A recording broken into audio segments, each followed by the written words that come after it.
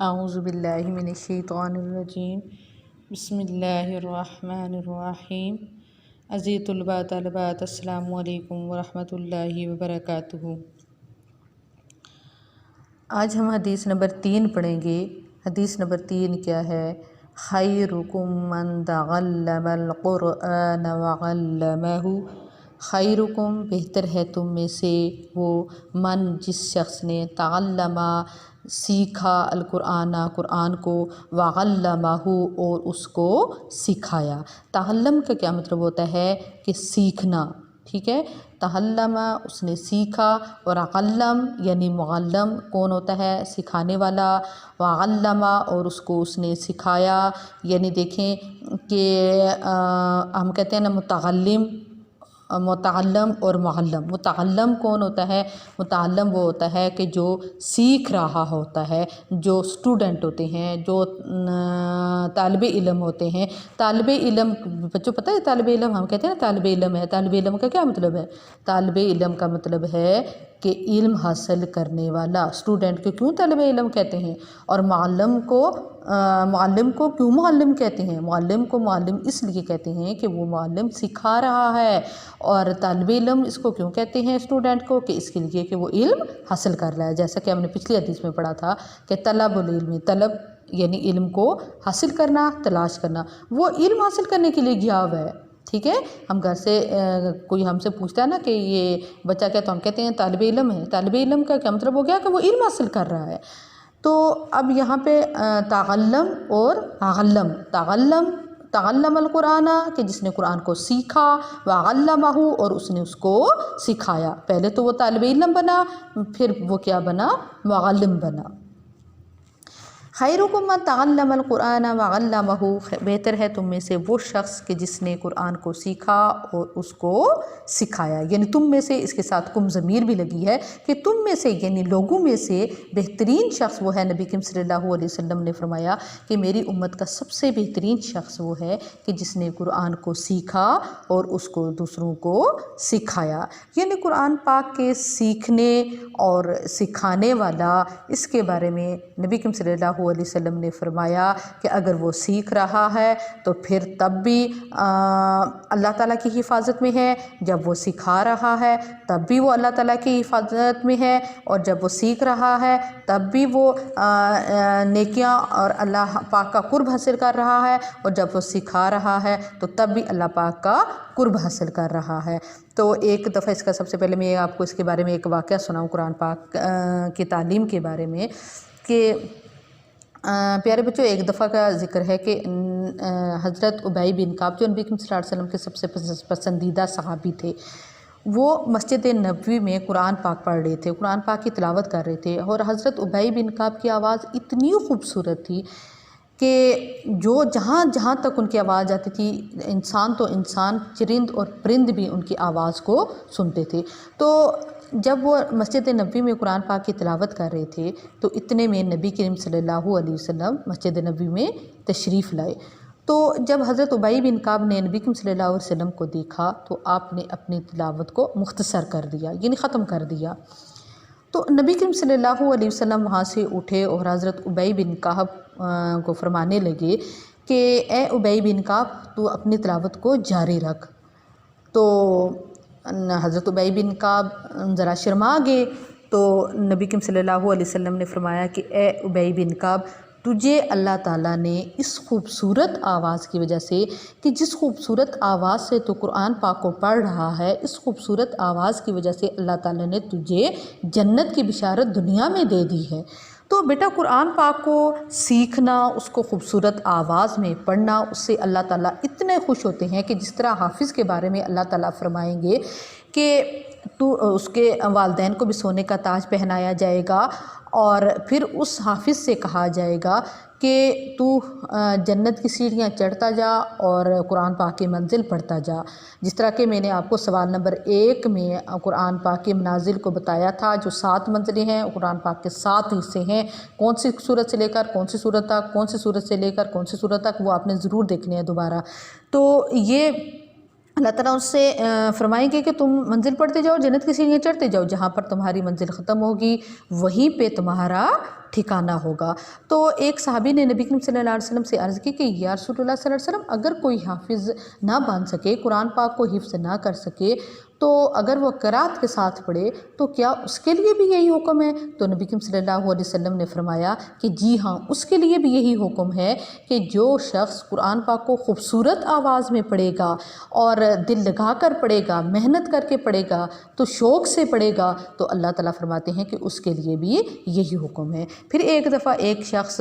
کیونکہ قرآن پاک عربی میں نازل ہوا اور عربوں کی زبان بھی عربی ہے، تو ایک شخص نے نبی کریم صلی اللہ علیہ وسلم سے عرض کی کہ یا رسول اللہ صلی اللہ علیہ وسلم، یہ جو عربی ہیں یہ تو ہم سے نیکیوں میں سبقت لے گے، کیونکہ ایک حرف پڑھنے سے اگر 10 نیکیاں ملتی ہیں، تو یہ تو عربی، ان کی زبان بھی عربی ہے، ان کو تو ہر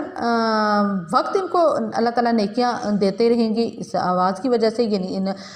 قرآن پاک کے حروف کی وجہ سے، عربی کی وجہ سے۔ تو نبی کریم صلی اللہ علیہ وسلم نے فرمایا کہ نہیں، تم لوگ ان سے بھی سبقت لے جا سکتی ہو نیکیوں میں۔ اس شخص نے عرض کی کیسے یا رسول اللہ صلی اللہ علیہ وسلم؟ نبی کریم صلی اللہ علیہ وسلم فرمایا کہ جو عرب میں رہنے والے ہیں وہ تو ہیں ہی عربی، لیکن جو عجم میں رہنے والے ہیں یعنی غیر عربی ہیں، وہ محنت کر کے اور قرآن پاک کو سیکھیں گے، جتنی وہ محنت کریں گے اس پر، تو اللہ تعالیٰ اتنا ہی اس کو اجر دیں گے، ان کو اتنا ہی اجر ملے گا، یعنی تم لوگ ان سے بھی نیکیوں میں سبقت لے جا سکتی ہو۔ اب کلام پاک کی جو فضیلت ہے،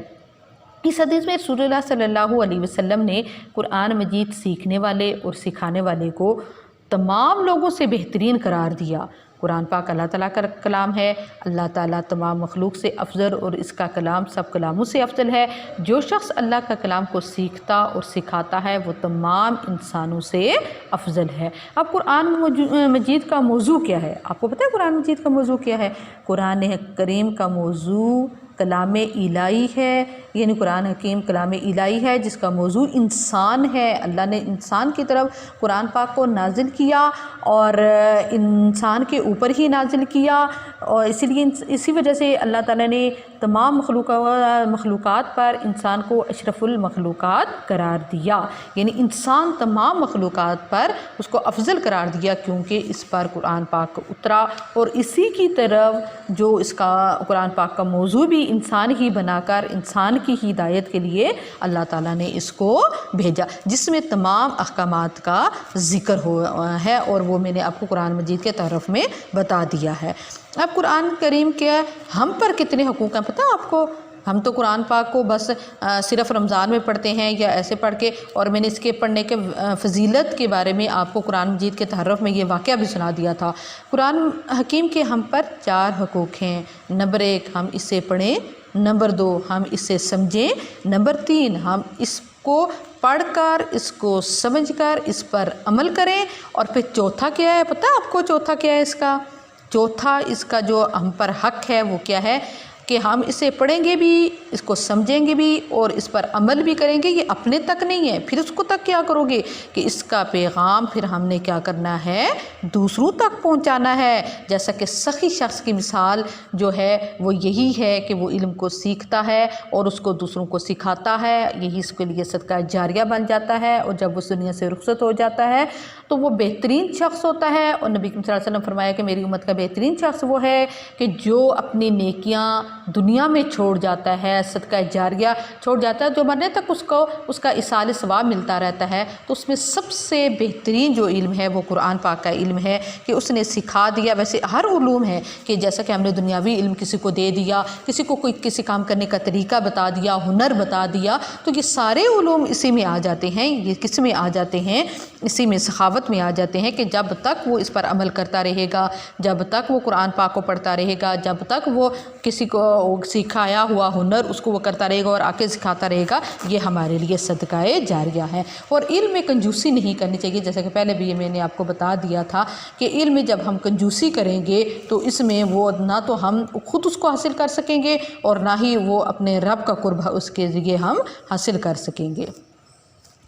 اب جو ہے اس میں اللہ تعالیٰ کا قرآن مجید میں ارشاد ہے کہ اے نبی صلی اللہ علیہ وسلم کی بیویوں، سورۃ الاحزاب میں ہے کہ تمہارے گھروں میں جو آیات قرآن اور حکمت کی باتیں پڑھی جاتی ہیں ان کو یاد رکھو، یعنی اس کو سیکھو، اور اس قرآن پاک کو تیزی سے مت پڑھو کہ بس جلدی جلدی اس کو پڑھ کے نہیں، اس کو ایک ایک حرف کو خوب ٹھہر ٹھہر کر پڑھو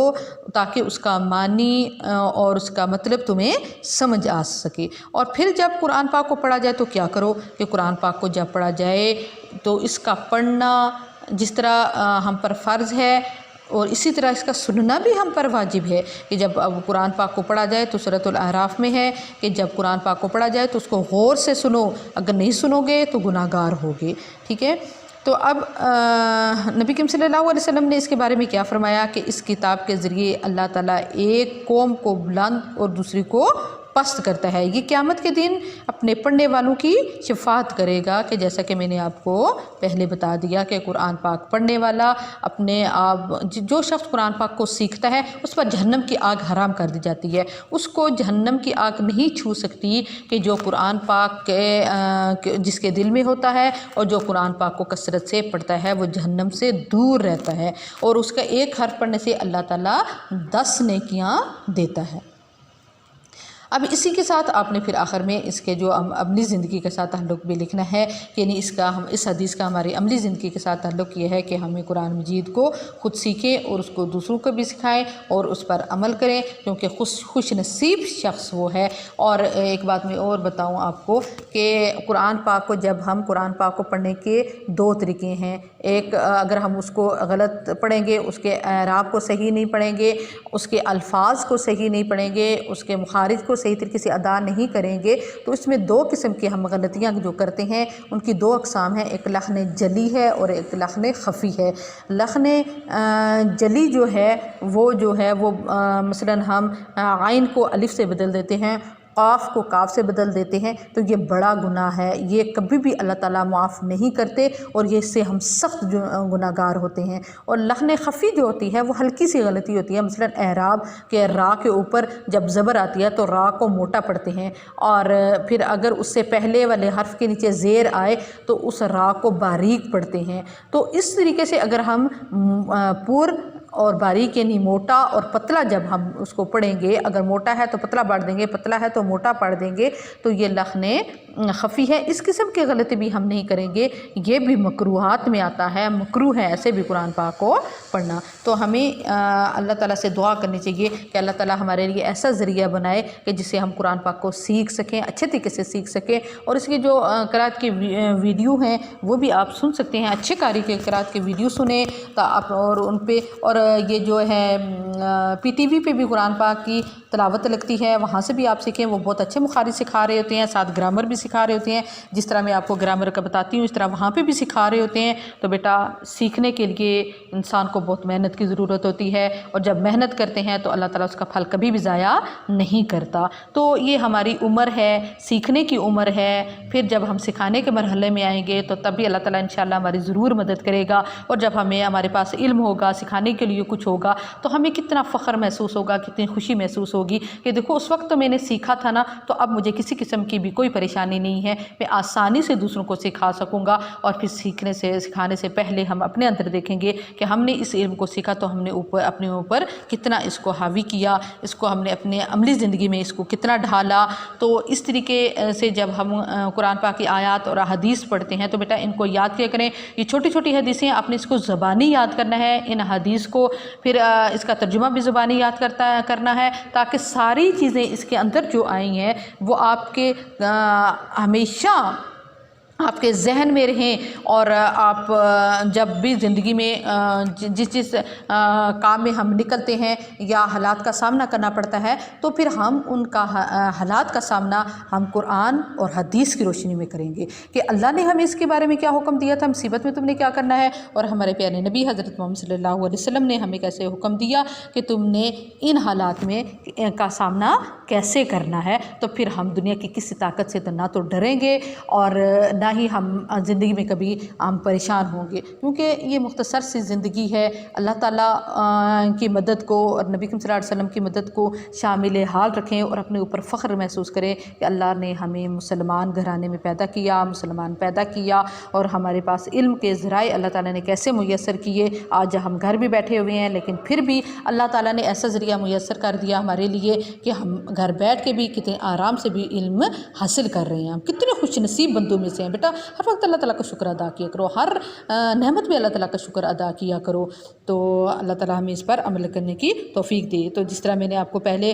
ہدایات دی تھی کہ جس طرح حدیث لکھنے کا بتایا تھا، اسی طریقے سے آپ نے لکھنا ہے۔ پھر عملی زندگی کے بھی ہیڈنگ دے کے کہ اس حدیث کا ہماری عملی زندگی کے ساتھ کیا تعلق ہے، وہ بھی آپ نے آخر میں انشاءاللہ ضرور لکھنا ہے۔